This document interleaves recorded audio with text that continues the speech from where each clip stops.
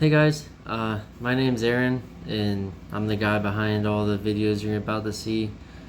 I just want to do a brief introduction here to show you who I am and just give you a quick rundown on what I got going on. So, about 2 years ago, my 6.5 cracked the block. Um, all the horsepower that it makes, it's like maybe 250 horse.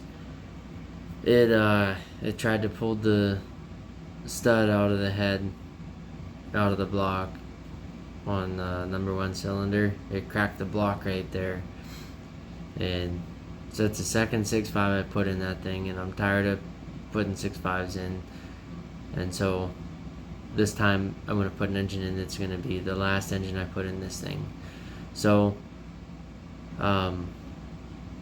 shortly after I saw the crack, I ended up getting a LB7 for a decent deal.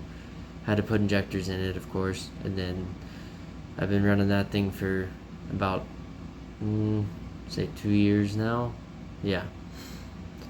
Because I knew when I bought this truck, or when I engine swapped my old 1-ton, I was going to put an LB7 in it. Just because it's simpler of the engines. I was hoping to find an 01, 02 that was still all the original wiring and not CAN bus communications. What I ended up with was an 03, but it is what it is. It seems like it's still going to be a relatively simple swap electrically. Mechanically, we'll see. The intercooler and rad scare me a lot more than anything else, but we'll come across that as we do. So, in starting this, I've already got both engines out and both wiring harnesses out, and I started building engine mounts today. You'll see all that going forward, but I just want to do a quick introduction and say who I am, why I'm doing all this, and the biggest thing is that when I'm done, I'm going to have a 6.5, or 6.5, never. I'm going to have a 6.6 and an NV4500. And I know that's a really uncommon swap. Well, not uncommon, but not very well documented. So I want to document all my steps along the way and make sure that the next person who wants to try to do this isn't like me, that's just guessing and doesn't know what's going to happen. So I hurried up and pulled both engines out. I didn't really document a whole lot on that, just a couple tips and tricks along the way. Once I get more deeper into the install process and mostly mating up the NV4500 to the 6.6, I want to really focus on that and just show you what it takes to do that. That way, there's at least one video on the internet that'll show you that it's not that hard.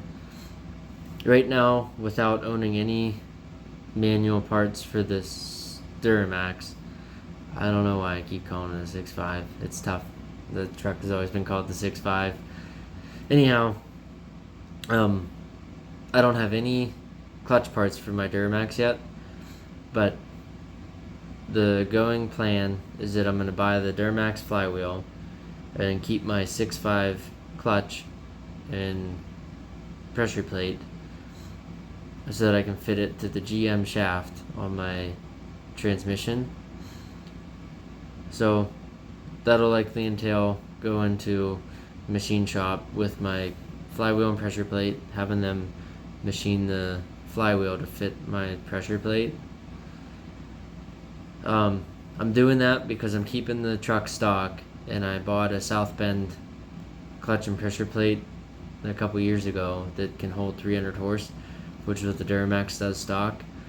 If you're doing something differently, then that probably won't work for you because you're going to make more than 300 horse.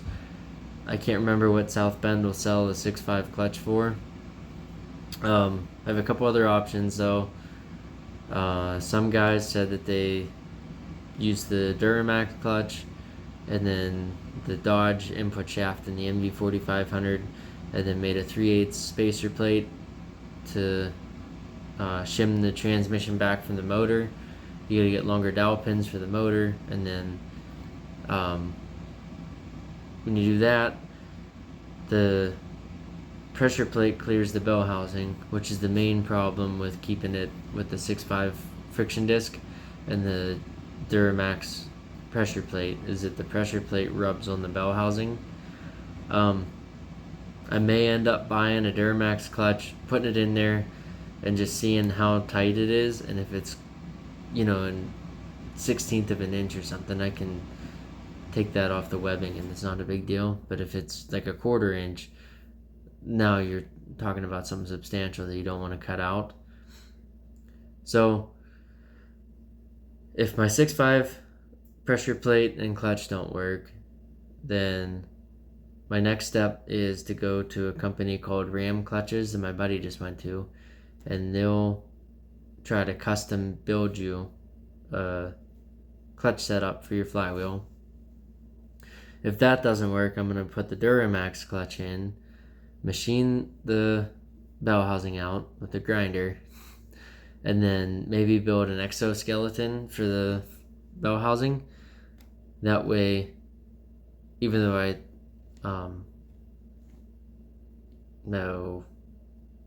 I don't know what the word is, but I made the bell housing less strong, so I'm going to build an exoskeleton for it out of steel that'll bolt through the bell housing bolts and back into the transmission bolts, and then you'll reinforce the bell housing that way for the ribs that I took out.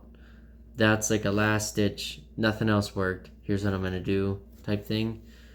But I have really high hopes for the 6.5 pressure plate and friction disc with the 6.6 flywheel. I may end up having to buy a new one because my 6.5 is a 6.5, and the brand new rear main seal dumped all of its oil out onto the friction disc and turned it to mud. So that's pretty cool too. But yeah, that's about the basis of this. I just wanted to give you a starter. Once I get into that stuff, I'll be a lot more precise with part numbers and videos and stuff, but right now I'm just ripping and tearing and trying to get as much shit out as I can from the trucks. That way I can move forward. It's September. I think it's October now. I want to have this truck running by Christmas, hopefully. I'm not one of them people that's gonna say, oh yeah, it'll be done in 3 months, and then 2 years later it's finally drivable. I need this truck. It's my gravel truck, and I bought a pretty nice LB7, and I really don't feel like destroying it anymore where I live. So if I have my 1 ton, I already plated the frame on it, and I figured if I LB7 swap this thing and I destroy the frame, then I got the platform. Now I just have to go take all my stuff out, buy another 90 something 1 ton dually, throw my drivetrain back in it, and go again. So that's kind of what this truck's for. I spent a lot of time restoring this one, and then found this year when the block cracked that the frame also cracked at the steering box right next to the engine block. So I plated all that up and put it back together. So now we're eliminating the problem with the 6.5, and hopefully it'll live a couple more years. So I hope that this whole series that I make is somewhat useful to you guys. I'm not a YouTube person. I'm not an influencer, so the videos you get are going to be kind of crude. I'm taking them with my cell phone. I don't have any formal stands or anything, so it is what it is, and this is probably the last YouTube thing I'm going to make, besides little shit that happens after I assemble this truck and run it for a little bit. But so all in all, hope this is useful to somebody that wants to do this. And even if you're throwing it in a square body or whatever the heck you're throwing your Duramax in, you at least have somebody telling you, hey, this transmission will fit to this engine. Here's what you have to do. Because everybody else is hearsay, and the other guy that did it on a Duramax swap group I'm on Facebook had his own machine shop and lathes and stuff. So I'll go through with you guys what I'm gonna do where I don't have that. I got a drill press, a plasma cutter, and a Chinese welder from Harbor Freight. So that's the extent of my machine shop here. The other stuff, if I have to make custom bushings and stuff to get the input shaft to fit the Duramax, I am going to take that to a machine shop and see if they can make me a brass pilot bushing. Unless I can find a combination pilot bearing that'll fit the bore of the Duramax crank and the pilot of the input shaft of the tranny, because that bore is considerably larger than what's on my 6.5 and all the small blocks I've done. The last thing I want to touch on is the programming for this truck. I plan on keeping everything stock. The NV4500 is not rated for that much. I know the Cummins guys will pull for whatever they put on those things. The GM one, from what I've read, is a light duty NV4500, but the only difference I've found is the input shaft. So if nothing else works and I swap the input shaft or the Dodge input shaft, apparently it becomes an HD NV4500 that still dumps fifth gear out on you. So we'll see there, but talking to a guy that is a EFI live salesman.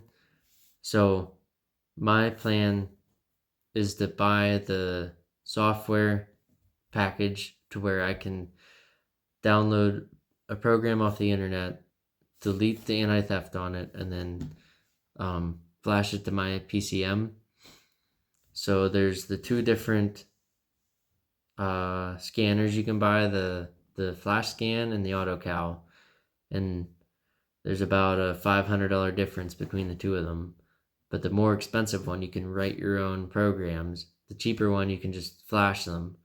So I have to figure out whether or not I can download a program from the internet that's anti-theft deleted 6-speed Duramax and flash it onto my PCM, or if I have to buy the expensive one to do that. I'm not certain yet. So my original plan was pull the engine, fire it up on the stand in the shed, and get the engine to run, weed the harness out, then get the engine to run again with just the standalone harness without transmission stuff, and then marry it into my 6.5 harness, then start it up, run it. Because I'm still waiting to hear back from EFI Live people. Things are changing, and this weekend I built engine mounts, and I'm gonna do a test fit with the temporary mounts to make sure the engine's where I want it. See what else rubs. I think the oil pan has clearance problems with the front diff, so I'll make all that stuff right. And then this coming week, when those guys are open, I'll reach out to them, see what I can do for the computer. My dang phone died on me, so now we're sentenced to the couch to finish this. Anyhow, so I'll reach out to them, see what I can do with the computer stuff, and then we'll do a test fire in the shed, make sure everything's happy, and then we'll send it into the truck for the final install, and then do all the supporting stuff. I'm pretty concerned about the intercooler and the rad fitting in the core support without interfering with the headlights. I don't really know what to do about that, but I'll figure that out when we get there. So, I don't know. That's a brief overview. We'll see how everything plays out according to the plan I have in my head. You know how that goes. So, everything will change probably 10 times, and then we'll start over and, do it the way that it's supposed to be done, because the way that I thought it was going to work doesn't actually work. So, I think this video is long enough. I'll just make an introduction video.